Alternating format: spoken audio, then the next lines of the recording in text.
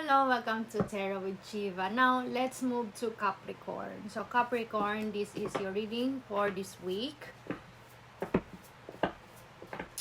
Only text what resonate with you and leave what doesn't. This is Sun, Moon, Rising as well as Venus placement. Sa mga cross-watchers po at mga nanonood po, ingat po kayo sa mga nagpapanggap na ako at nag-aalok sa inyo ng private reading. Ingat-ingat po kayo. Kung gusto niyo po ng private reading sa akin, you can go to my profile. Meron pong link dyan sa aking bio. Tignan niyo po. Pwede niyo akong i-message doon. Mag-join kayo. May free join naman po doon. Join kayo doon. Or kung nahihirapan kayong pumasok sa aking link at ayaw nyo pumasok sa link, pwede naman kayong mag-message sa akin dito mismo sa aking profile na The Healing Tarot with Shiva. Even po sa Blue App, Healing Tarot with Shiva. Even po sa YT, Healing Tarot with Shiva. At dito rin po sa TikTok. It's a Healing Tarot with Shiva. Thank you po. Okay. Now, let's move to Capricorn.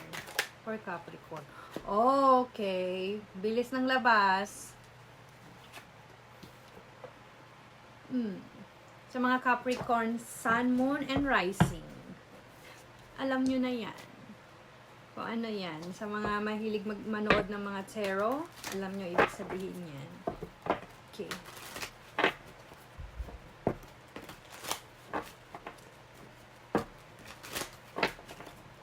Or Capricorn.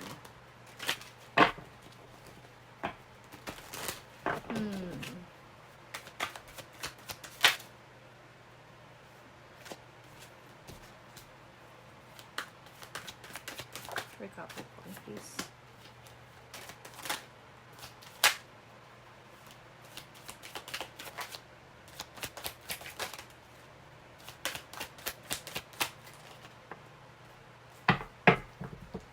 Bottom of the deck, balance. Okay.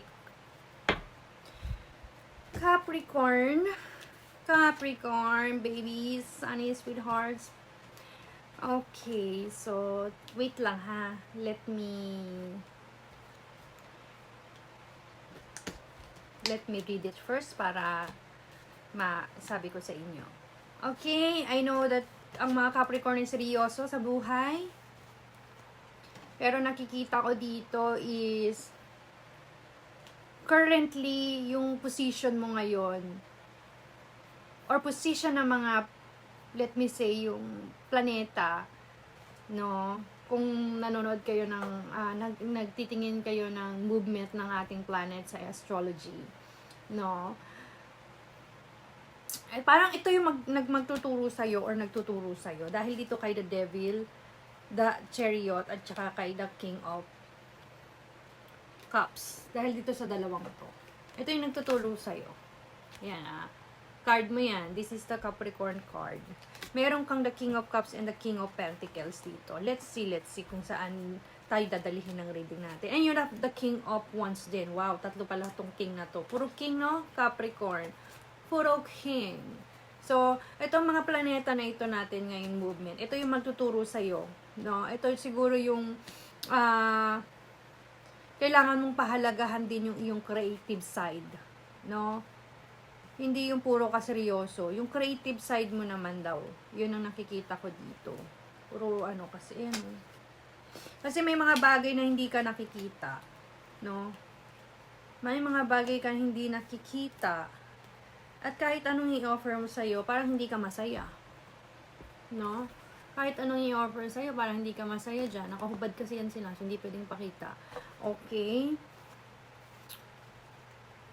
Dahil nagre-retrograde si Pluto, nagbibigay kasi ito kasi madalas ng ng pagkakataon para pag-isipan natin yung mga ambisyon natin.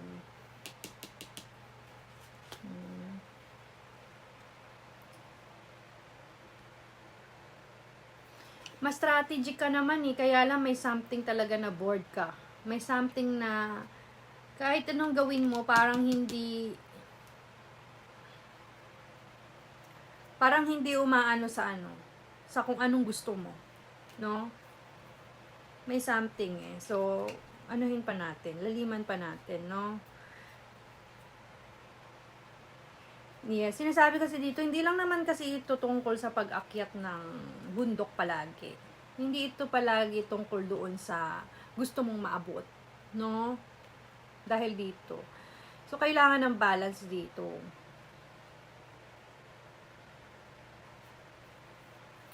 Kasi minsan, sobrang focus natin, seryoso natin sa ginagawa natin, maabot natin yung isang bagay na gusto natin. Minsan nakakalimutan natin mga Capricorn Sun and Capricorn Rising. Nakakalimutan natin na gamitin yung mga authority natin, yung mga kakayanan natin, yung kapangyarihan natin, yung power natin para doon sa ikakabuti din ng iba. Let me say this one, no? Dahil sa mundo ng mga material na bagay, no? Yan. Dahil sa mundo ng material na bagay na ito, minsan nakakalimutan natin, yan, minsan nakakalimutan natin kung ano ba talaga yung purpose, bakit tayo nagtatrabaho. Okay, nakakalimutan natin yung purpose kung bakit tayo nagtatrabaho sa mundong ito. Alright? Sabi ng ating mga Libra cards dito, no?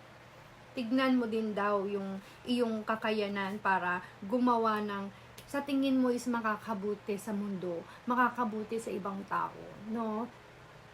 Hindi lang yung isipin yung pag-angat mo. Isipin mo din yung kung ano yung naibibigay mo sa mundo. Kung ano yung maaari mo pang let me say, i-share sa mundo. Yun yung ibig sabihin ni ayan, meron kang The Empress. Medyo litok at di mo pa nakikita dahil siguro sa past mo ito, no? Pero wag ka mag-alala dahil nga sa mga planetang ito. Ngayon, ito yung mga tutulong sa'yo.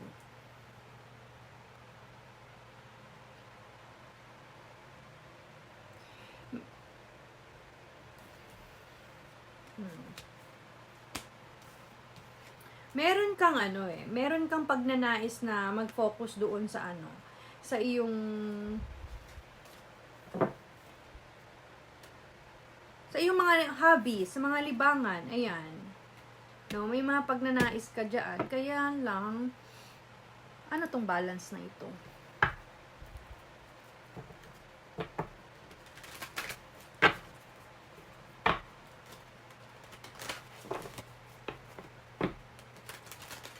Kailangan ng balance eh. Anong balance ito?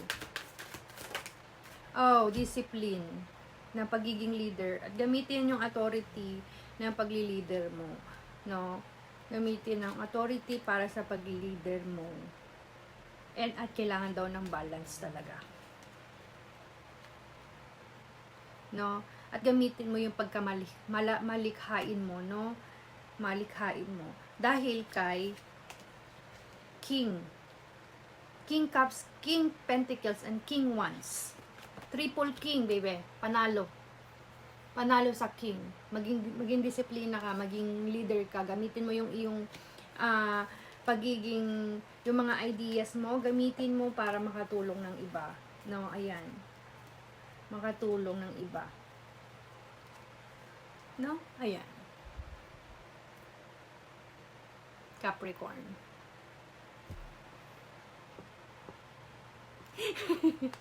Okay, that's your reading. I hope it resonate. Okay, paki-heart na lang po or mag-comment kayo kung gusto ninyo, kung meron kayong mga questions about your Capricorn Sun and Capricorn Rising, Moon, Venus. Pwede kayo mag-comment. Kapag nakita ko, sasagutin ko po yan.